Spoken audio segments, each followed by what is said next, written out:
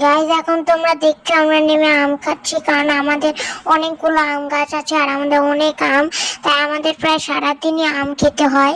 আর এমনও দেখা যায় যে হয় ভাত না খেয়ে আমরা আম খাই, কারণ আমাদের আম অনেক ফেভারিট। আর মিষ্টি হলে তো আরো বেশি ফেভারিট হয়, এন্ড তাই আমরা পানিতে নেমেও আম খাচ্ছি গাইজ। আর কি বা করবো, কারণ আমাদের আম অনেক ভালো লাগে।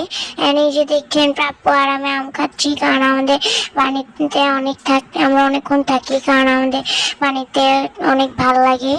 তাই এখন আমরা পানিতে নেমে আম খাচ্ছি, কারণ আমাদের এই পানিতে নেমে আম খেতে অনেক ভালো লাগে।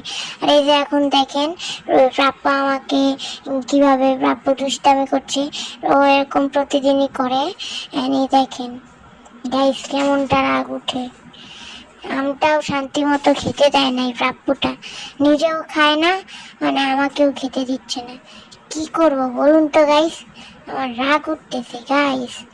দেখেন কিরকম দুষ্টামি করে, আমাকে আম খেতেই দিচ্ছে না, বারবার পানি ছিটাচ্ছে, কেমন রাগটা উঠে গাইস।